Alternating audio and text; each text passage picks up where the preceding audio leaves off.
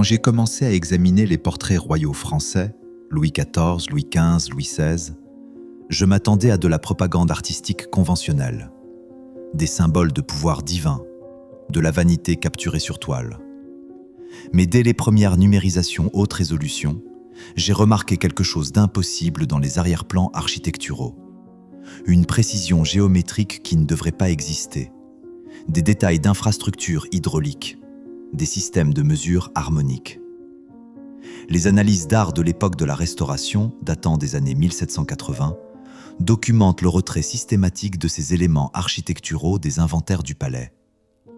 Les motifs de broderie sur les vêtements encodent des ratios mathématiques exacts correspondant à la géométrie des dômes tartares. Les sertissages des joyaux de la couronne s'alignent avec les chambres de résonance acoustique documentées dans les sous-sols mystérieusement scellés. Je pensais étudier des portraits de vanité. En 3 jours, j'ai réalisé que je documentais des certificats d'héritage. Ces arrière-plans correspondent systématiquement aux cartes de la Grande Tartarie publiées entre 1650 et 1780, puis effacées de la cartographie française après 1789. Ces portraits n'étaient pas de la propagande. C'était une preuve d'origine, une preuve qui devait être détruite. Je m'attendais à ce que les broderies des vêtements de Louis XIV soient purement décoratives. Des fleurs de lys symboliques, des motifs de soleil évoquant le roi soleil, des ornements conçus pour impressionner, rien de plus. Mais quand j'ai examiné les scans haute résolution du portrait de 1701 par Hyacinthe Rigaud, j'ai découvert quelque chose qui ne devrait tout simplement pas exister dans de la broderie décorative. Les motifs de fleurs de lys contenaient des subdivisions du nombre d'or précises au 1/64e de mesure. Cette précision mathématique exige des connaissances, officiellement redécouvertes seulement par les géomètres du XIXe siècle. Plus troublant encore, les comptes de fil correspondaient exactement aux fréquences harmoniques documentées dans les brevets d'ingénierie acoustique des années 1890, 200 ans après la création du portrait. J'ai comparé ces motifs avec des fragments de textiles impériaux russes des années 1650. Les mêmes ratios géométriques, exactement les mêmes. Puis j'ai trouvé les plans architecturaux des rénovations de Versailles des années 1830. Ces plans montraient des motifs de sol géométriques retirés, motifs qui correspondaient parfaitement aux broderies des portraits. Pas approximativement, parfaitement. Les manuels techniques des ateliers textiles du palais ont disparu pendant la période 1789-1794. Les registres d'inventaire montrent 847 vêtements royaux transférés aux archives nationales en 1792. Seulement 63 pièces existent dans les collections actuelles.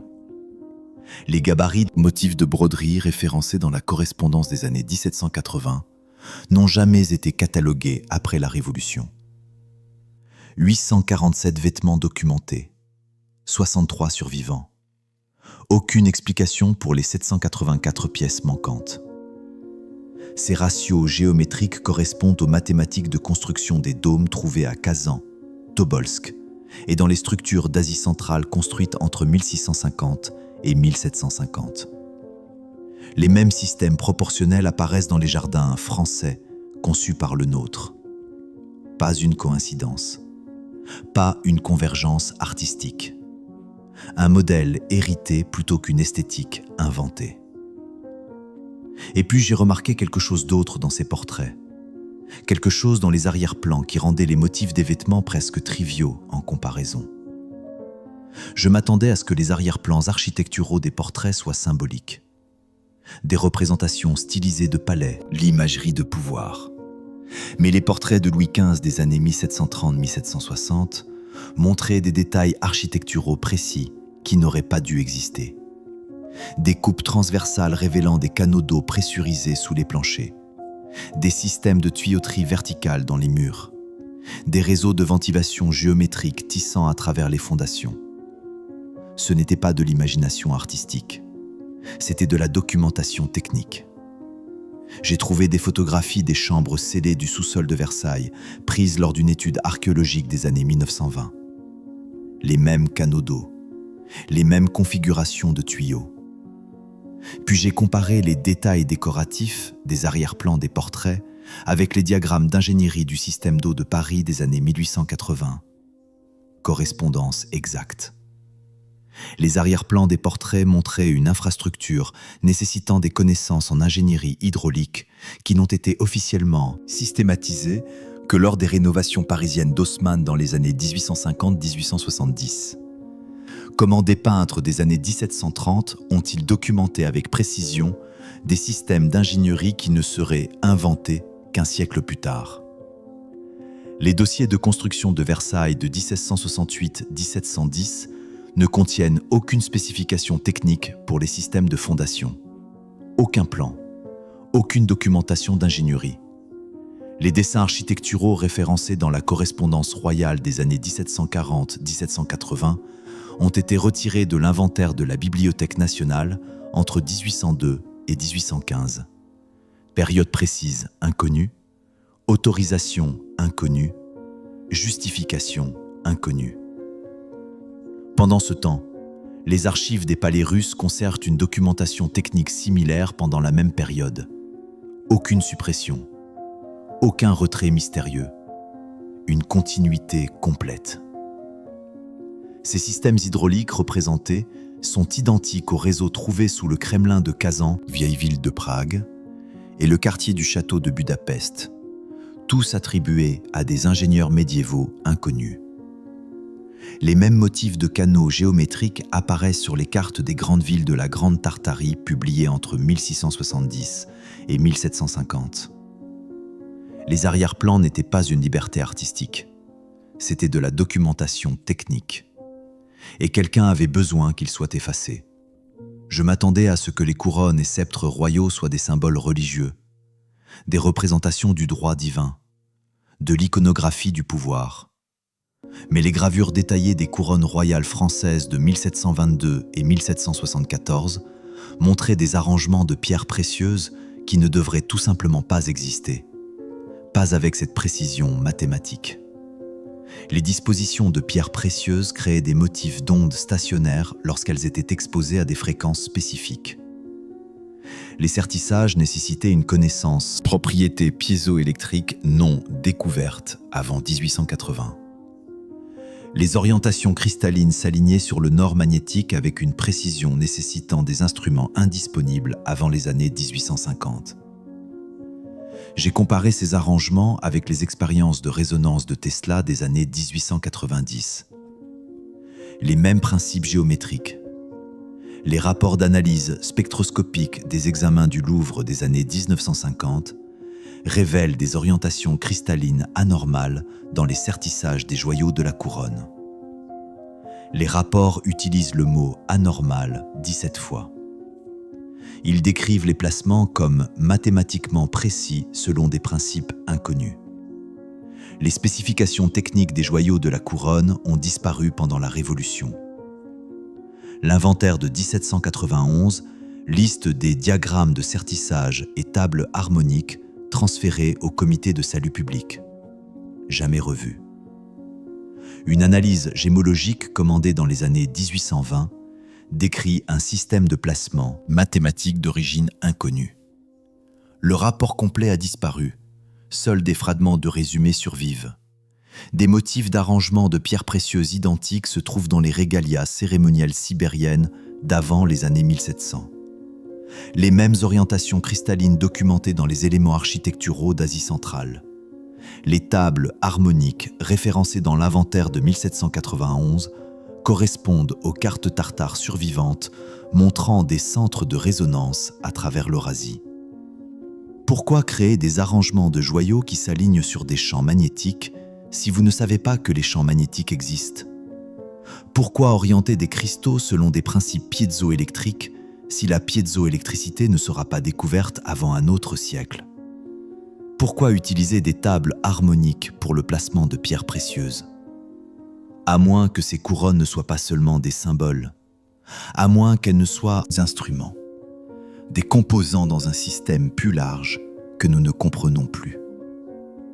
Mais l'élément le plus impossible n'était pas ce qu'ils portaient, c'était ce sur quoi ils se tenaient. Je m'attendais à ce que les motifs de sol des palais soient de l'art décoratif en marbre. De beaux designs créés pour impressionner les visiteurs, rien de plus. Mais les diagrammes de sol des palais d'avant la Révolution, datant des années 1780, montraient quelque chose de complètement différent de ce qui existe aujourd'hui. Des grilles géométriques précises, des divisions mathématiques, des motifs créant des nœuds d'ondes stationnaires à des intervalles exacts. Les photographies d'après les années 1830 montrent des motifs complètement différents, plus simples, moins précis, moins fonctionnels. Les dossiers de restauration de Versailles de 1837-1867 documentent le retrait des sols géométriques démodés. Démodés. C'est le mot qu'ils ont utilisé. Pas endommagés, pas usés, démodés. Les images comparatives des palais russes montrent des motifs identiques encore intacts. Les motifs de sol d'origine créaient des points acoustiques optimaux, nécessitant une technologie d'analyse de fréquence des années 1920 pour être compris. Les divisions géométriques correspondent aux sweet spots acoustiques documentés dans l'ingénierie acoustique avancée. La précision de coupe du marbre, tolérance d'un 32e de pouce, dépasse la capacité de travail de la pierre documentée du XVIIIe siècle d'un facteur de 16. 16 fois plus précis que ce qui était officiellement possible. Les gabarits de motifs de sol ont entièrement disparu. Les registres de maintenance des années 1780 référencent des calendriers de calibration harmonique pour les systèmes de sol. Aucun équivalent post-1800 n'existe. Les notes des architectes de restauration des années 1840 décrivent le retrait d'une complexité géométrique fonctionnellement inutile. Plans détaillés n'ont jamais été archivés. Fonctionnellement inutile, ce sont leurs mots. Mais si c'était fonctionnellement inutile, pourquoi les systèmes de maintenance référençaient-ils des calendriers de calibration harmonique? Pourquoi calibrer quelque chose qui est décoratif? Pourquoi maintenir des calendriers pour de l'art? Des géométries de sol identiques se trouvent dans les bâtiments gouvernementaux de Kazan, les centres administratifs de Tobolsk et les structures de l'époque tartare de Prague. Les motifs correspondent au réseau de distribution d'énergie montré sur les cartes intérieures de la Grande Tartarie de 1690-1750. Le timing du retrait systématique, années 1830-1870, coïncide exactement avec l'effacement cartographique de la Tartarie. Les mêmes décennies, le même motif, la même suppression délibérée. Et cela nous amène à l'élément le plus révélateur de tous, les cartes qu'ils tenaient dans leurs mains. Je m'attendais à ce que les cartes et globes représentés dans les portraits royaux montrent des revendications territoriales standards. La France et ses possessions, des symboles de pouvoir européens. Mais les portraits de Louis XIV, Louis XV et Louis XVI des années 1680-1780 montraient tous quelque chose de remarquable. Des globes et cartes murales détaillées avec Grande Tartarie clairement étiquetée comme un empire souverain couvrant les 2/3 de l'Eurasie. Pas une petite région, pas un territoire vague, un empire massif documenté dans chaque portrait royal d'avant la Révolution. Puis, après 1800, cet empire disparaît complètement de la cartographie officielle. J'ai comparé les atlas français survivants de 1650-1780 montrant la Tartarie. Les rééditions post-1815 des mêmes atlas relabellisent la région. Pas de notes explicatives, pas de documentation de changements territoriaux, pas de dossier diplomatique de réaffectation. Une entité cartographique couvrant millions de kilomètres carrés disparaît dans une fenêtre de 30 ans, 1790 à 1820. Les photographies d'inventaire des musées des années 1910-1930 montrent des restaurations de portraits qui ont peint sur les détails des cartes. Pas restaurés, repeints, modifiés. Les collections cartographiques royales listaient 2340 cartes dans les inventaires des années 1780. En 1825, 847 pièces restaient. Les pertes spécifiques, toutes les cartes montrant les divisions administratives de la Grande Tartarie. Les registres d'inventaire de globes des années 1780 référencent 67 globes tartares. 0 ne reste dans les collections nationales en 1840. Pendant ce temps, les collections de cartes impériales russes conservent la documentation tartare pendant la même période. Aucune suppression, aucune disparition mystérieuse. Continuité complète. Pourquoi les Français ont-ils systématiquement retiré toutes les cartes montrant la Tartarie pendant que les Russes conservaient les leurs? Pourquoi 67 globes tartares deviennent-ils 0 en 60 ans? Pourquoi aucune documentation n'explique où sont allées 1493 cartes? Les portraits documentent la reconnaissance explicite de la famille royale française de la souveraineté tartare. Les détails des cartes montrent des réseaux d'infrastructures, canaux, routes, agencements de villes géométriques, correspondant aux systèmes hydrauliques et acoustiques trouvés dans l'architecture française. L'effacement délibéré suggère non pas une conquête, mais un déni d'héritage. Ces cartes n'ont pas été perdues dans l'incendie ou le chaos. Elles ont été systématiquement retirées. Les globes n'ont pas été brisés par accident. Ils ont été délibérément détruits. La documentation n'a pas été égarée. Elle a été effacée. Les cartes n'ont pas seulement été effacées des murs. Elles ont été effacées des mains, des globes, de la mémoire elle-même. Et le même motif apparaît dans ce qu'il portait autour du cou. Je m'attendais à ce que les médaillons et bijoux cérémoniels visibles dans les portraits soient des symboles religieux et dynastiques, des croix, des images de saints, de l'iconographie du pouvoir divin.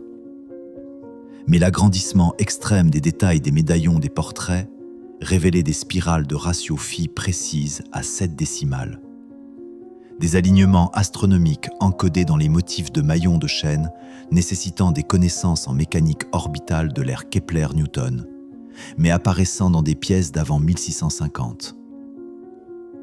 L'analyse comparative avec les pièces de bijoux royaux survivants montre une précision géométrique qui ne devrait tout simplement pas exister dans le travail du métal décoratif. Les rapports d'analyse métallurgique des études du Louvre des années 1970 notent des structures cristallines anormales dans les compositions d'alliage d'or. Les données de fluorescence aux rayons X révèlent une construction en couches nécessitant des techniques officiellement développées dans les années 1920. Comment créez-vous des spirales de ratio phi précises à 7 décimales avec des outils à main? Comment encodez-vous des alignements astronomiques nécessitant une connaissance de la mécanique orbitale dans des motifs de maillons de chaîne fabriqués avant que Newton ne publie les Principia? Comment créez-vous des structures cristallines métalliques nécessitant une connaissance de la métallurgie moderne? Les spécifications techniques des bijoux royaux sont complètement absentes des archives. Les inventaires des années 1780 listent des gabarits géométriques pour pièces cérémonielles, jamais cataloguées après la Révolution. L'analyse métallurgique commandée dans les années 1820 décrit une précision mathématiquement impossible. Le rapport complet a disparu. Seuls des fragments de résumé survivent. Les compositions d'alliage métallique, réponses de champs électromagnétiques correspondant aux principes modernes des semi-conducteurs. Pas approximativement, précisément. Des motifs de médaillons géométriques identiques se trouvent dans les artefacts cérémoniels sibériens. Les mêmes encodages astronomiques apparaissent dans les orientations architecturales d'Asie centrale. Les compositions métallurgiques correspondent aux alliages d'origine inconnue trouvés dans les infrastructures de l'époque tartare à travers l'Eurasie. Les archives de bijoux royaux ottomans et russes conservent une documentation technique. Les archives françaises ne le font pas. Même motif, même suppression. Mais les bijoux pouvaient être rejetés comme compétences artistiques. Ce qui ne pouvait pas être rejeté, c'était ce que j'ai trouvé sous les palais eux-mêmes. Je m'attendais à ce que les chambres du sous-sol scellées pendant les rénovations des années 1830-1870 soient des réparations structurelles, des fondations renforcées, de la maintenance de routine. Mais les photographies de l'étude archéologique des années 1920 montraient des entrées de chambres scellées avec une maçonnerie délibérée et soignée, pas des effondrements, pas des échecs structurels, dissimulation intentionnelle. Les dossiers de rénovation de 1837-1867 documentent la fermeture des systèmes de sous-sol obsolètes. Obsolètes, pas dangereux, pas endommagés, obsolètes. Les études comparatives par radar de pénétration du sol des années 2010 révèlent des réseaux étendus non scellés sous Versailles, correspondant à l'infrastructure hydraulique du Kremlin de Kazan. Les mêmes géométries de chambres, les mêmes configurations de canaux, les mêmes principes d'ingénierie. Les chambres scellées contiennent des canaux d'eau à pression équilibrée, nécessitant des connaissances en ingénierie hydraulique officiellement systématisées dans les années 1850. Mais la construction date des années 1670-1690. Les propriétés acoustiques des géométries de chambres correspondent au principe d'amplification harmonique du début du XXe siècle. L'échelle de l'infrastructure, 47 chambres scellées identifiées ou plus, suggère un système intégré à l'échelle du palais, pas des pièces individuelles. 47 chambres, au minimum, toutes scellées, toutes obsolètes. Les registres de fonction des chambres sont complètement absents. Les journaux de maintenance du palais des années 1780 référencent des calendriers de calibration de chambres harmoniques. Aucun équivalent post-1800. L'opération de scellement des années 1840 est documentée seulement comme modernisation structurelle. Aucune justification technique. Les ordres de restriction d'accès émis en 1867 sont encore partiellement appliqués aujourd'hui. Aujourd'hui, 157 ans plus tard. Le palais de Peterhof, en Russie, des chambres similaires restent accessibles, documentées, leurs fonctions expliquées, leur système maintenu. Les géométries des chambres sont identiques aux espaces de résonance trouvés sous les bâtiments gouvernementaux de Kazan et Tobolsk. Les réseaux hydrauliques correspondent au système de distribution d'énergie montré sur les cartes d'infrastructure intérieure de Tartarie. Le timing de scellement systématique, années 1830-1870, coïncide avec l'effacement cartographique et historique de la Tartarie. Pourquoi sceller des chambres fonctionnelles ? Pourquoi restreindre l'accès pendant un siècle et demi ? Pourquoi appeler des systèmes d'ingénierie avancés obsolètes, sans explication ? Ces chambres n'étaient pas des sous-sols de stockage, c'étaient des systèmes fonctionnels, des systèmes qui ont été délibérément arrêtés. Et le même motif apparaît au-dessus du sol. Je m'attendais à ce que les conceptions de jardins de Versailles par le nôtre des années 1660-1680 soient de l'aménagement paysager esthétique, beaux motifs géométriques créés pour le plaisir royal. Mais les plans de jardins originaux de 1680 de le nôtre montraient une précision mathématique dans le placement des canaux d'eau, le positionnement des fontaines et les agencements géométriques qui créent des motifs d'ondes stationnaires et des effets de champs électromagnétiques. Les modifications post-année 1850 ont systématiquement détruit cette précision. La photographie aérienne des années 1920 à nos jours révèle des systèmes de canaux enterrés. Les études par radar de pénétration du sol des années 1990-2010 montrent des réseaux géométriques souterrains étendus qui ne sont plus connectés aux fontaines de surface. L'analyse comparative avec les jardins intacts de l'époque tartare en Russie et en Asie centrale montre des systèmes identiques encore fonctionnels. Le placement original des fontaines crée des motifs d'interférence acoustique nécessitant une analyse de fréquence des années 1900. Les angles des canaux d'eau s'alignent sur les lignes de champs magnétiques, nécessitant une instrumentation de précision indisponible avant les années 1850. Les divisions géométriques des parterres correspondent aux ratios harmoniques trouvés dans l'acoustique architecturale avancée. Le réseau de canaux souterrains suggère un système intégré palais jardin utilisant des différentiels de pression et l'amplification par résonance. Pas décoration, fonction. Les spécifications techniques de le nôtre ont disparu. Les registres de maintenance des jardins des années 1780 référencent des tables de calibration d'eau harmonique, absents des archives post-1800. Les plans de restauration des jardins des années 1850-1870 documentent des modifications souterraines étendues sans justification technique. Aucune explication de pourquoi, aucun détail de ce qui a été changé, aucune raison donnée. Les jardins de Peterhof conservent des systèmes similaires avec une documentation technique complète, plan complet, calendrier de maintenance, explication fonctionnelle, continuité à travers les siècles. Les géométries des jardins sont identiques au complexe hydraulique d'Asie centrale. Le positionnement des fontaines correspond au motif de nœuds de résonance montrés sur les cartes d'infrastructure de Tartarie.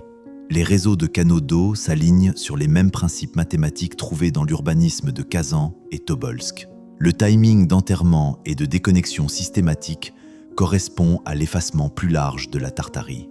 Année 1830-1870. Encore une fois, le même timing, la même suppression. Si vous êtes encore ici, si vous ressentez cette même étincelle de reconnaissance, ce sentiment que l'histoire officielle a des lacunes fatales, appuyez sur le bouton « J'aime » maintenant, pas pour l'algorithme, mais parce que cela me dit que vous êtes l'une des rares personnes qui veulent vraiment la vérité, l'un des rares qui voit ce qui est caché entre les lignes. Parce que ce qui vient ensuite va plus profond que les jardins et les sols géométriques. Cela va jusqu'aux revendications même d'invention. Je m'attendais à des anachronismes artistiques dans les arrière-plans des portraits, des artistes prenant des libertés créatives, des représentations symboliques de concepts technologiques. Mais les arrière-plans des portraits d'avant 1700 montraient des technologies qui ont été officiellement inventées 100 à 200 ans plus tard. Manomètre représenté dans les années 1690, officiellement inventé en 1848. Mécanisme de pendule de précision représenté dans les années 1680, officiellement inventé en 1721. Système de pression hydraulique représenté dans les années 1670, officiellement systématisé dans les années 1850. Instrument optique géométrique représenté dans les années 1700, officiellement développé dans les années 1820. Les dossiers du Bureau des brevets montrent des inventeurs français revendiquant ces technologies. Aucune reconnaissance de l'art antérieur, aucune mention que ces dispositifs exacts apparaissent dans les portraits royaux datant d'un siècle ou plus tôt.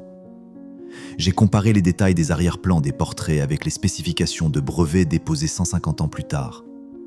Correspondance exacte. Configuration de valves identique. Même système de différentiel de pression. Mêmes arrangements optiques géométriques. Comment des arrière-plans décoratifs de portraits représentent-ils des détails techniques spécifiques qui correspondent aux spécifications de brevets déposées 150 ans plus tard? Soit les portraits montrent des dispositifs fictifs qui ont accidentellement correspondu exactement aux inventions futures, soit les inventions étaient des redécouvertes de technologies tartares existantes. Aucune documentation technique n'existe expliquant la précision des arrière-plans des portraits. Les académies scientifiques françaises du XVIIIe siècle référencent des connaissances techniques héritées dans la correspondance. Les sources spécifiques ne sont jamais citées post-1800. Les demandes de brevets du XIXe siècle ne contiennent aucune reconnaissance de l'art antérieur, malgré les preuves visuelles dans les portraits royaux. Les académies techniques russes référencent explicitement l'héritage de connaissances tartares jusqu'aux années 1850. Aucune suppression. Documentation complète. Les technologies représentées correspondent à l'ingénierie tartare documentée à travers l'Eurasie. Les mêmes dispositifs apparaissent dans les manuscrits d'Asie centrale de 1650-1750. La chronologie de l'invention correspond à la chronologie d'effacement de la Tartarie. Les technologies deviennent des inventions françaises exactement quand les cartes tartares disparaissent. Rebranding systématique. Connaissances héritées comme innovation domestique. Nous n'avons pas inventé ces technologies. Nous les avons trouvées, renommées et revendiquées. Et la preuve est accrochée au mur des palais. Je m'attendais à de la couture qualifiée mais conventionnelle dans les vêtements royaux. Artisanat d'atelier, tissage à la main, teinture naturelle. Mais l'analyse microscopique des fragments de vêtements royaux survivants révélaient des motifs de tissage de tissus, des comptes de fils et des compositions chimiques de teinture nécessitant une technologie à échelle industrielle, officiellement indisponible jusqu'aux années 1840-1880. Les données comparatives de comptes de fils, tissus de l'époque des portraits, 380-520 fils par pouce. Meilleur tissage pré-industriel possible, 180-240 fils par pouce. Les tissus royaux dépassent la capacité documentée d'un facteur de 2 à 3. Les rapports de composition chimique des teintures de tissus montrent des composés synthétiques officiellement développés dans les années 1850.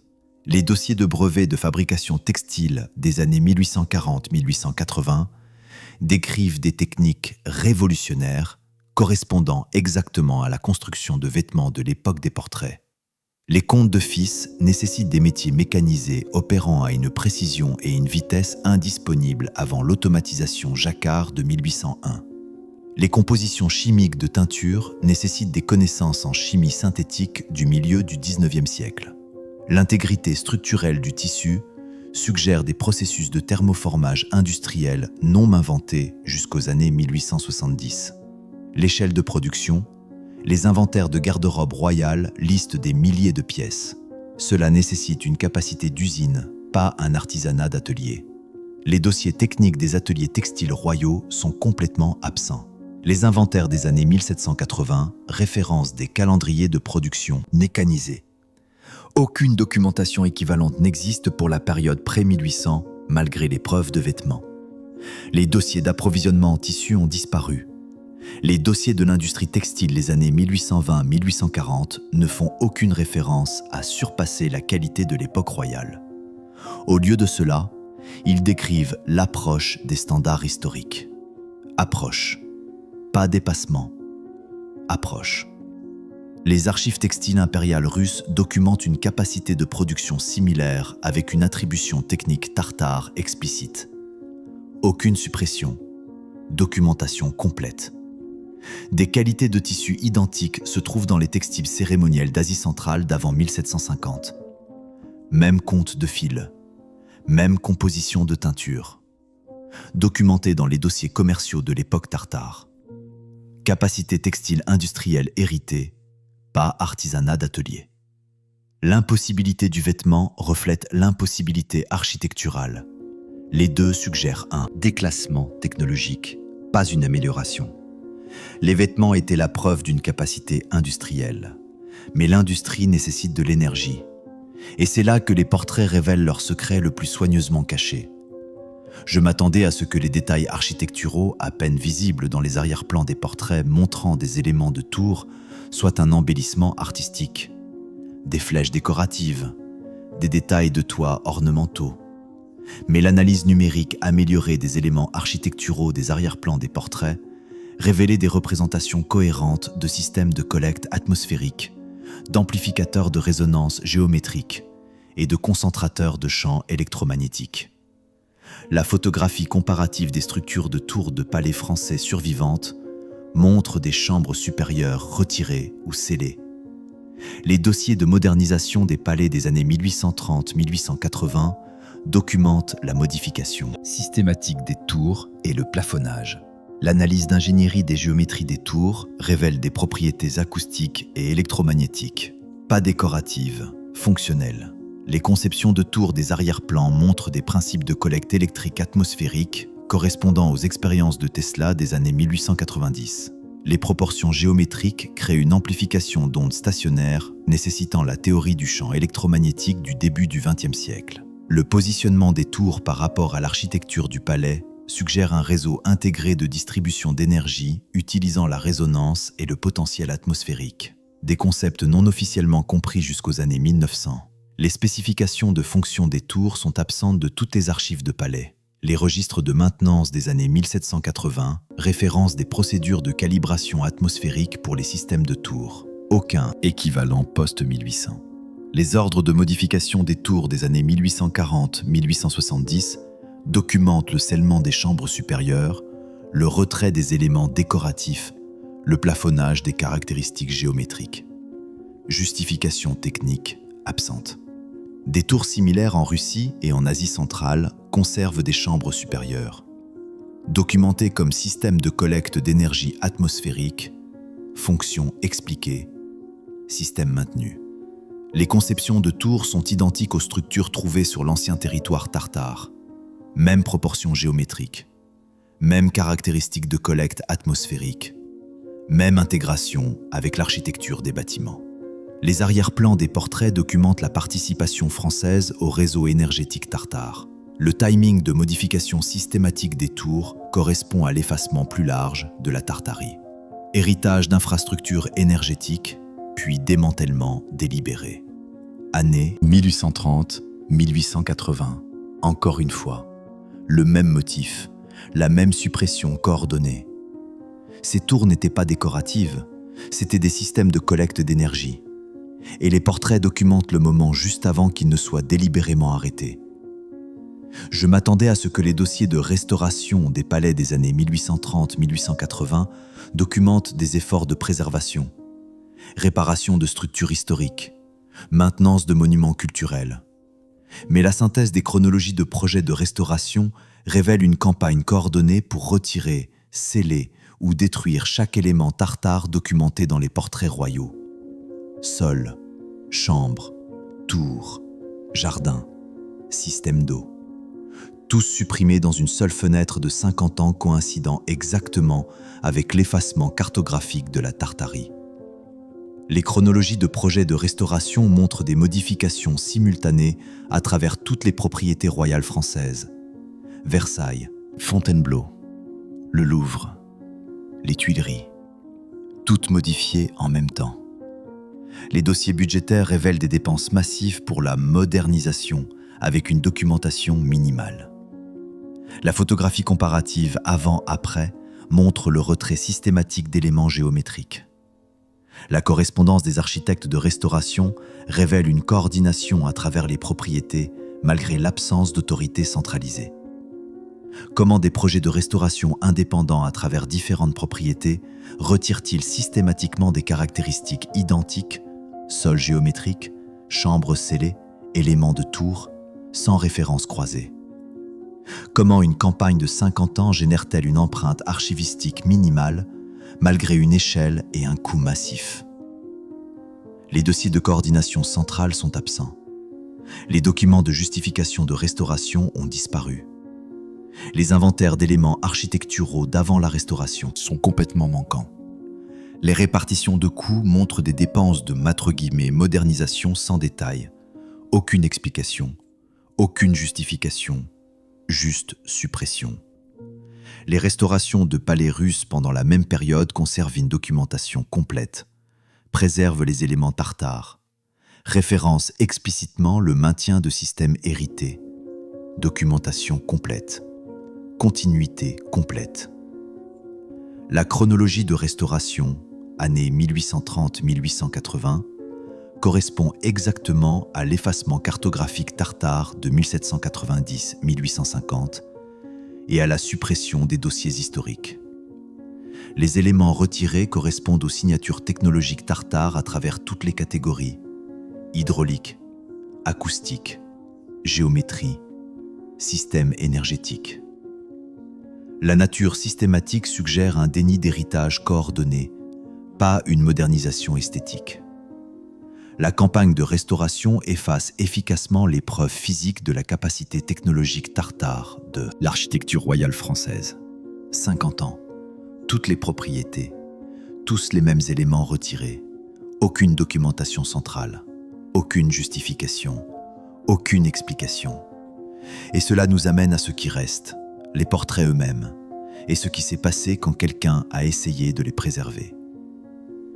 Les dossiers de restauration de portraits et l'analyse par rayons X révèlent une surpeinture systématique des détails architecturaux des arrière-plans, particulièrement les cartes tartares, les systèmes hydrauliques, les éléments géométriques.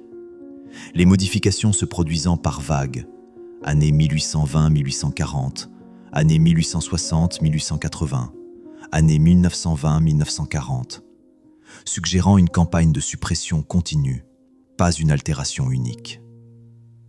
L'imagerie par fluorescence aux rayons X des portraits royaux montre des couches surpeintes. Les dossiers de restauration documentent la simplification des arrière-plans et le raffinement des détails. L'analyse comparative des gravures, anciennes contre les états actuels des portraits, montre des éléments disparus. Les rapports de conservation des musées notent des modifications historiques de but peu claires. L'analyse forensique révèle des compositions chimiques de peinture correspondant à des plages de dates spécifiques pour les campagnes de surpeinture. Les années 1820-1840, les années 1860-1880, les années 1920-1940. 3 vagues distinctes de modifications. Pourquoi surpeindre systématiquement des détails d'arrière-plan à travers plusieurs portraits, plusieurs propriétés, plusieurs périodes de temps, à moins que ces détails ne révèlent quelque chose nécessitant une suppression continue?